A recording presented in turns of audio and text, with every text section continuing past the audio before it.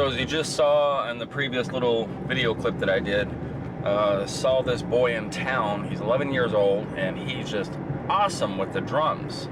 So I had him find his mom in town somewhere, and I promised her that I was going to get him a set of drums. And I know it's not Christmas yet, but I just felt compelled after having heard and watched him play a box and a cheese can. I felt compelled to get him a set of drums.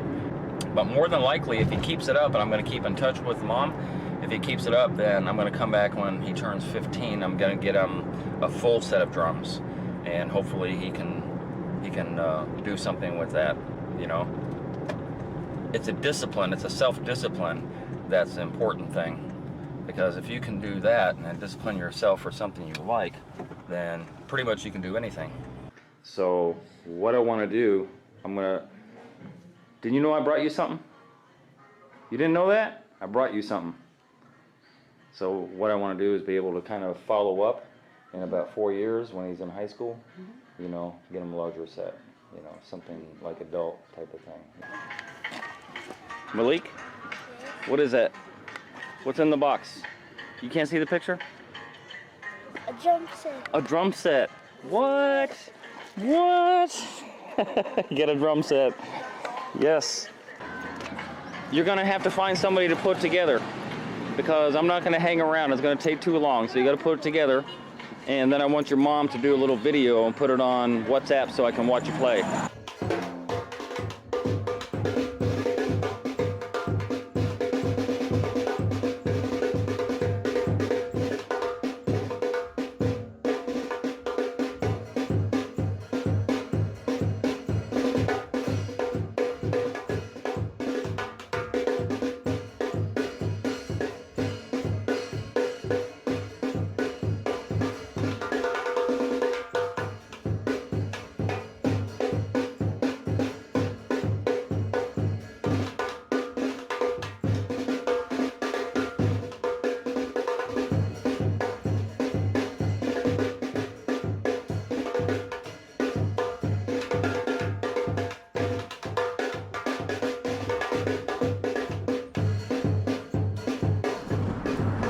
As you just saw, 4 years ago, I think it was 4 years ago, I had brought that boy some drums because I seen him really do well on drums, and I just felt like the need to influence him even more by getting him a set of drums. And I told him when he's in high school that if he's still into the drums, then I'm going to get him the big boy set. 4 years later, I am on the road to go get him the big boy set that I've already purchased. But it's going to be a long drive because I got to go from Ocho Rios to Montego Bay and figure out again where this lady lives. But you know, I got the set in the trunk, and it is much larger than what I bought him before, although it's upside down. Yeah. So anyway, I am on the road to go deliver this set. Guess what? Also, Friday is his birthday, which I had no clue about, but Friday is his birthday. Today is Monday, so he's getting an early birthday present, which is really cool.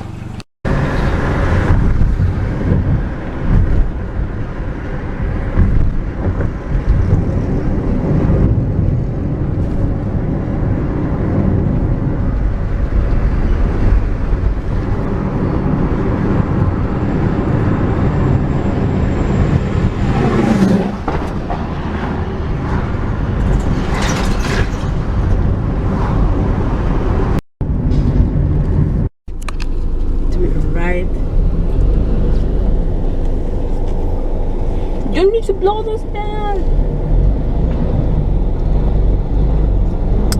Both of you can hold it. Well, what up, little man? Not a little anymore. Oh my God. Show me chicken mine. Look at how tall you are.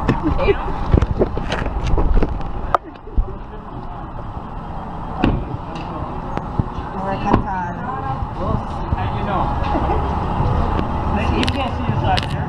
You see a box. Wow, you look you're too street smart. You look for everything, huh? Where are you from?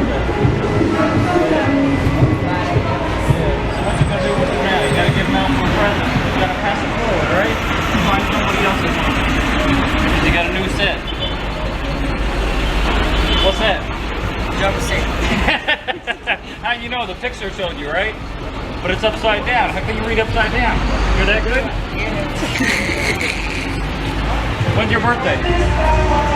Friday. Friday's your birthday? Happy birthday, Malik. Wow, how old are you Friday? Ooh, getting old. A couple more years, you'll be out of the house. You're gonna kick him out when he's 18? That's right. Okay, take them out, put them in. They're heavy. It's trying. It's a tour for me. Right. It ain't gonna work. No. We're taking them to. We're gonna take it home.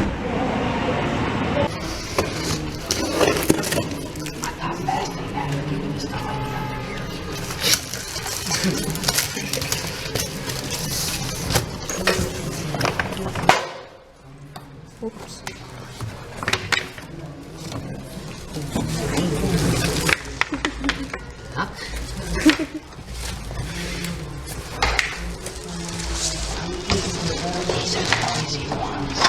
Here, Kate, make some noise. Oh, that would be my pleasure. Believe me.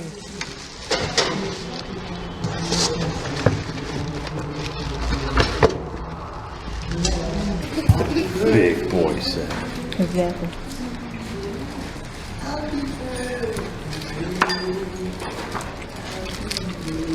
You trying to put that together?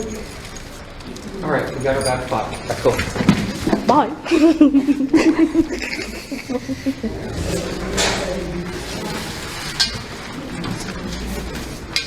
can take him all day. He's not gonna sit up here.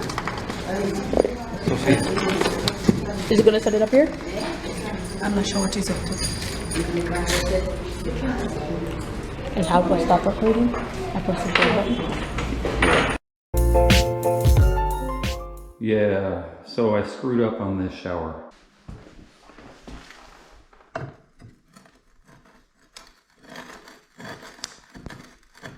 Kind of bouncy. Interesting. As you can see, I'm kind of taking off the bench first because usually it's the benches and curbs that fail. If they had a knee wall, that would be the third one, but it's usually the curb, number one, that fails. The second one will be the bench and then the knee wall. Sorry, the bench usually fails last. Well, it's kind of 50-50. But as I get into it more, it just kind of tells me more of the story of how they built it, which is, you know, to me kind of interesting. Even red guard outside of it. Red guard outside of it where it's never going to see water. Okay, taking off the wallboard has exposed ants. Probably there's a whole mound behind there because they want it dry. Yeah, that doesn't tell me anything about the shower. That tells me more about the outdoor part of it. OSB. OSB with rusted nails. That's not good. There's your trail marks. But the ridges were never collapsed. So a lot of this tile is just falling off of the wall as I bang on it. Everything is taken out. There are some issues I'm going to go over where I screwed up at. By the way, this used to be what you just saw, a different shower than what it was. So all I did is come back, I just took everything out, started from scratch, literally from building the pan and doing the walls and the waterproofing and all that stuff to what it is now. So almost 2 weeks later, it is finished. But there's something that I'm not proud of, and I think every tiler out there is their own worst critic. I think sometimes, you know, we notice something and it just bugs us, but sometimes there's nothing we can do about it. And I'm going to get on to that portion after I kind of quickly go through. I'm not going to bore you to death, but yeah, this is a basic ceramic tile that they didn't want in a pattern, thank goodness, because this would be very, very difficult to pattern. It has a replication of a lot of the stuff. So some of the tile is actually just like the other tile, and it would be very, very, very difficult to replicate any type of pattern. Although the glass, I'm not going to call it mosaic, the glass tile is staggered the same way as the normal tile, if you see. Yeah. So anyway, it is, it's an okay tile. It's just like stacking brick though. It takes a long time to put each individual tile in and make sure that everything lines up and everything is as perfect as it possibly could be. And that's what I did. So we have the same footprint as we had before. There's no difference on any of the, as far as like the benches are exact same benches. There was some wood rot that I had taken out of here. In fact, it was on that end, there was a 2x4, and then the top of this bench was a little bit rotted out. So there were some issues for sure, and I took those pieces of wood out and redid them so that I have a, oh, and by the way, I do my taper cuts with all my individual tile around my drain. Just what I've gotten used to over the years, and I'm very comfortable doing it. So if you're looking at any other mistakes than what I'm going to tell you, then whoops is all I can say. It's as pristine as I could possibly make it, but there is an issue that I'm not necessarily happy with, and I'm going to talk about that in just a minute. Got some bullnose fashion for all the way going up, and they wanted it to stop. I was trying to get the Schluter Jolly to wrap around the top, and they did not want that, so that's why it ended there, and that's why it ends up there. And we use the same shower valve, same shower head, so I just retrofitted everything back. So now I'm going to get to the issue. And it bothers me. Right now, it still bothers me that I made this mistake.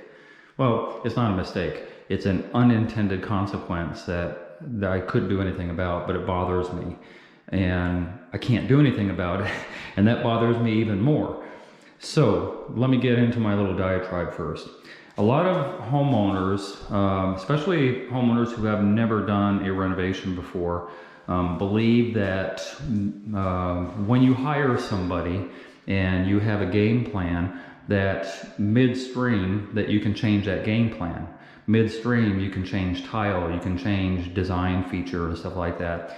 And I want to explain something from a tiler's perspective, from a shower builder specifically, from a builder period. When you have a game plan and you know what the material is and you're doing the prep, everything is contingent. The prep, everything is contingent on the material you're working with. So when I'm handed a certain tile, whether it be the floor tile, whether it be the wall tile, this bench tile, whatever it is, I'm handed that material, and then I go forward with doing my prep in consideration of the material that I was handed. So in other words, everything has to fit, everything has to flow, everything has to be made as perfect as possible, which is kind of a funny thing, right? So every other profession you have, a lawyer practices law. He's never an expert, right? A doctor practices medicine, you know, accountants. I mean, everybody that has a career have an ability to make a mistake. You know, even the weatherman makes a mistake. But for whatever reason, I don't know why, tilers have to be perfectionists, and every job has to be perfect, right? That's the way everybody kind of looks at it. Even us tilers, we try and strive for the perfection. So as a homeowner, when you hire somebody to do a shower, if you're going to hire somebody to do a shower, please let them know exactly what's going to be done. Hand them the material you're going to be working with, right? And don't change the plan. Because when you hire somebody, it's not carte blanche just to do what you want to do. You know, midstream, you cannot change the plan. That screws everything up. It screws up measurements, it screws up the prep that you've already prepped for a specific material. And I know this has happened 2 times in a row. This is the second time it's happened. These guys changed the plan. We weren't supposed to do a double border, which is not a really big deal, but you know, it sort of kind of matters only because usually this tile is not the same size as your field tile. So it would have mattered to me, although it was supposed to be together and they just decided to separate. Not a big deal. Little things like that, right? But we were never, ever, ever supposed to do this large format tile for the bench. It was never an issue. I suggested doing, you know, going out and getting a piece of granite that we can set on top of there. Something that's a little bit more contiguous than this tile would be, and this tile was very slippery. So they ended up getting this very, very thin tile that has a texture to it, which is okay if they had given it to me prior to the build, right? There are some other things going on too, kind of minor, but they matter. So they also wanted the curb top to be the same tile, right? That kind of matters. This tile was very thin. This tile, I can't show the edge of it right now, but it's almost double the thickness of this tile. And so that matters. That matters a lot when I'm trying to line things up and when I've already done my prep and et cetera, et cetera, et cetera. So when you're changing the game midstream, to be fair, everything was supposed to line up. Everything was supposed to line up so they could put their framed glass thing together. In fact, I have all that framed glass that I'd taken out right outside the door here. So they want to put all that framed glass. Well, I had to do a measurement from here to here and here to here and here to here to make sure that what I build is the exact same measurement of what they had. But I almost couldn't do that because they changed the material. I was anticipating using a larger or a thicker tile, as it were. This tile is pretty good size, right? And that tile is not. Anyway, getting to the point, and I don't know if you noticed a mistake or not. When I got over on this side, because they changed how they wanted things and they decided they wanted the Schluter to wrap around, which it wasn't supposed to be from the start.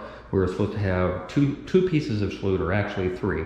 There was one Schluter all the way up and down, one Schluter all the way up and down, and then there was going to be one for the bent or for the curb eventually. Although that was still tenuous, I still didn't know that for sure. So what happened is I was building everything as if I were building it with the material that I was given, but I wasn't given this material until midstream, and so I ended up with this little gap. And the gap exists because I'm trying to match up four sides of different size tile and different size Schluter. This tile is thicker, so this got 3/8 Schluter, and this tile is thinner, so this got 5/16 Schluter. That matters because I couldn't line up 1, 2, 3, 4, 5 sides of a tile with two different Schluter pieces. It was, something was going to give, and it ended up giving right there. So it's about 1/4 of an inch off, and that bothers me a lot. The homeowner's okay with it, but look at that 1/4 inch right there. Right there, it should have been out flush as it is here. It bothers me. It's not a mistake because I knew something had to give. I just wasn't sure where until I started the build process. But it does bother me a lot.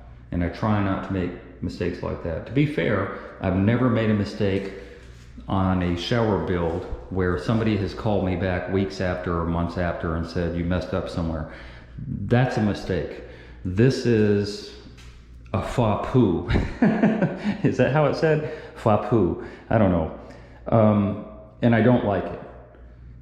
The homeowner's okay with it, and that's what matters at the end of the day. But my eye is, if I were living here, my eye would always be directed on that. Always. That would bother me forever. And, you know, I did the best I could. I lined up everything else lined up on the side, everything else lined up on the corner, everything else lined up on the curb and on the wall, and even on the two different tile. I had really put a lot of thin set on here in order for this to match up and all this to match up. So anyway, the end story is, please don't change things midstream. Little tiny things, okay, maybe, but don't hand me different materials a week into the job, especially after I've done the prep. And that's not just me. I think any tiler would kind of feel the same. But at the end of the day, it turned out pretty good. I like it. I like it better than it was, for sure. It was much darker, now it's much lighter. And they are happy, I'm happy, and I'm on to the next job. So, yeah. Hey, if you enjoyed that video and you learned something, consider being a Patreon member. $5, $10, $15 a month would help me greatly produce more videos. I make nothing from YouTube at all. If you're gonna call me for advice, please donate $50 for 30 minutes. My link to my PayPal and my Patreon account is down below. And if you haven't already, hit the subscribe button and hit the bell so you get immediate notifications as soon as I post videos. And thank you very much for your support.